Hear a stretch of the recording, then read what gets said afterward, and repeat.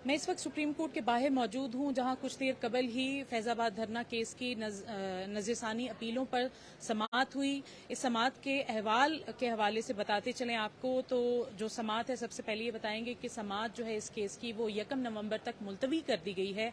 लेकिन इस समाअत के दौरान जो हुआ, इस हवाले से मेरे साथ जो हैं अदील सरफराज मौजूद हैं, सीनियर सहाफ़ी हैं जो कि गुज़िश्ता कई सालों से सुप्रीम कोर्ट की बीट कवर करते हैं।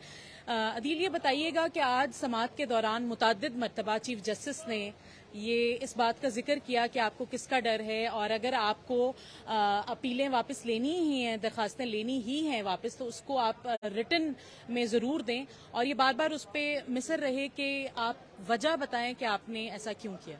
बिल्कुल आपकी बात दुरुस्त है। आज चीफ जस्टिस ऑफ पाकिस्तान का बुनियादी सवाल ये था कि जो गलती पहले हुई अब वो गलती नहीं रही, जिसको पहले गलती कहा जा रहा था और नज़रसानी की दरख्वास्तें दायर की जा रही थी, अब क्या आप उनको गलतियां नहीं समझते? और दूसरी जानिब उन्होंने ये सवाल पूछा कि हमें वजह बताएं कि क्यों कर आप ये जो दरख्वास्तें हैं इनको विड्रॉ कर रहे हैं या वापस ले रहे हैं, प्रेस नहीं कर रहे।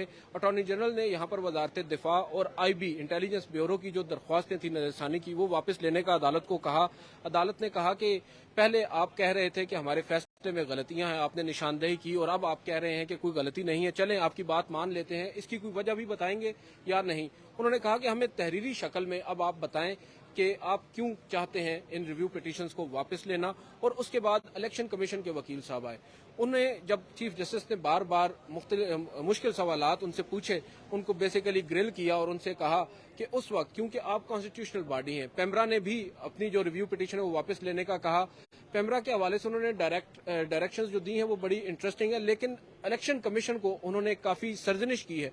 उन्होंने कहा है कि आप एक कॉन्स्टिट्यूशनल बॉडी हैं, क्या आप किसी और की ईमा पर फैसले करते रहे हैं? आपने जो नज़रसानी की दरख्वास्तें दायर की थी, आपको कहीं और से हुक्म आया था। उन्होंने एक ऑर्केस्ट्रेट करने की बात की कि कौन कंडक्ट कर रहा था इस ऑर्केस्ट्रा को, और उसके बारे में उन्होंने कहा कि क्या आपको ऊपर से हुक्म आता था? एक तो हुक्म ऊपर खुदा देता है, क्या आपको यहाँ पर कोई और हुक्म दे रहा था?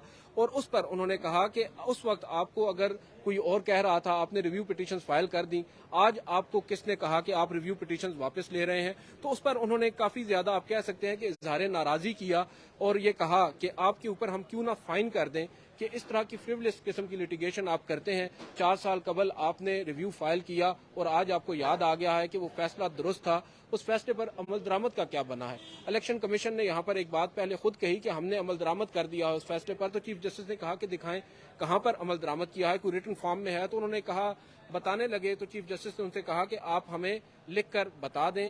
और उस पर उन्होंने कहा कि हम, वकील साहब ने, कि हम अदालत से वक्त चाहते हैं, थोड़ा सा अगर अदालत हमें वक्त दे। अदील, साथ ये भी है कि जब गुज़िश्ता कुछ साल पहले फैसला दिया गया था जस्टिस काजी फाइज ईसा की जानिब से, जो कि इस वक्त के चीफ जस्टिस हैं, ये फैसला उन्होंने ही लिखा था। उन्होंने इसमें ये लिखा था कि जो मुताल्लिका अफसरान हैं, जो कि बज़ाहिर इम्प्रेशन ये जाता है, फैसले के मुताबिक जो तफसीली फैसला जारी किया गया, कि बज़ाहिर ये इम्प्रेशन जाता है कि इसमें जो है ताकतवर इदारे या फिर खुफिया एजेंसियां जो हैं वो मुलव्विस हैं, या फिर उन्होंने इंस्टिगेट करने की कोशिश की धरने के शुरका को। उस पर क्या बताएंगे? बिल्कुल, वो यहाँ पर यही कह रहे थे। वो कह रहे थे कि अगर आप समझते हैं कि जुर्म हुआ है, उन्होंने मिसाल दी, तो फिर एतराफ़ जुर्म क्यों नहीं करते?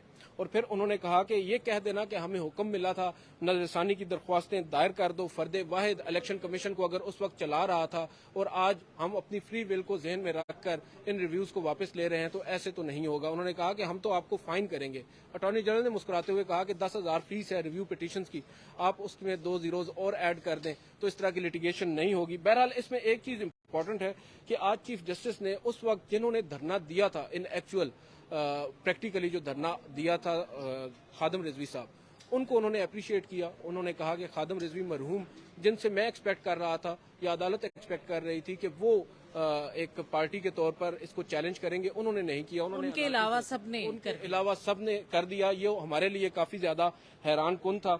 और बार बार चीफ जस्टिस ऑफ पाकिस्तान जो है उनसे ये कहते रहे कि आप डर क्यों रहे हैं? वकला को मुखातिब करते हुए वो कह रहे थे कि आप लोग डरे हुए क्यों हैं, आप लोग खुलकर बात करें, सच बोलना चाहिए और सच सामने आना भी चाहिए। ये बताएं 2017 में मामलात कैसे चल रहे थे। और फिर तारुल कादरी साहब का भी जिक्र हुआ, वो जो जमहूरियत का राग अलापते थे वो कहाँ है कनाडा से अदील, क्यों नहीं इस आए? दौरान समाअत के दौरान आपने अगर नोट किया हो, कुछ मौकों के अलावा चीफ जस्टिस बहुत ही ज्यादा इंजॉय करते हुए नजर आए बज़ाहिर। बिल्कुल, उन्होंने ऑब्वियसली उन्होंने एंजॉय करना है। देखें 2019 में उन्होंने फैसला सुनाया और उस फैसले के ऊपर उनके साथ क्या कुछ नहीं हुआ।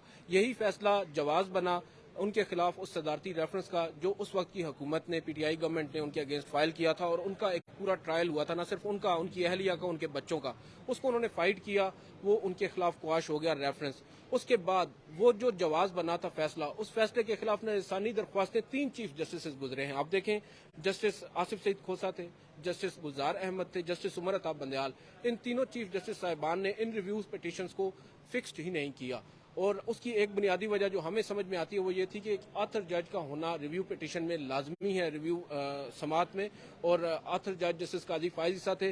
ये डर था कि कहीं बेशक इनकी ओपिनियन हो सकता है उसमें चली जाए, अकलियत में चली जाए, इनकी ओपिनियन माइनॉरिटी में आ जाए, लेकिन अगर ये फिर कुछ बोल पड़े या फिर कुछ इन्होंने लिख दिया तो वो मजीद हमारे लिए नुकसानदेह हो सकता है। तो उनको अवॉइड किया गया और बज़ाहिर एक प्लान तो उस वक्त था जस्टिस काजी फायज ईसा माइनस होंगे, जो कि अनफॉर्चुनेटली नहीं हुए। और अब आज वो बतौर चीफ जस्टिस जैसे ही आए हैं, उन्होंने हल्फ उठाया है। उन्होंने सबसे पहले जो इम्पोर्टेंट तरीन मुकदमात में फिक्स किया वो इसी मुकदमे को किया है और इसकी वजह उन्होंने शुरू में बताई है। क्योंकि लीगली स्पीकिंग वैसे भी जब भी किसी केस पे नजरसानी की अपील दायर की जाती है, उसको फौरन असूलन टेकअप किया जाना चाहिए। बिल्कुल, वो उन्होंने आज बात कही, यहाँ पर दोहराई भी। और फिर उन्होंने बेंच के हवाले से ही बात की। उन्होंने कहा कि ये बेंच, पहले मैं वाज़ेह कर दूं, ये एक रेगुलर बेंच है, स्पेशल बेंच नहीं है।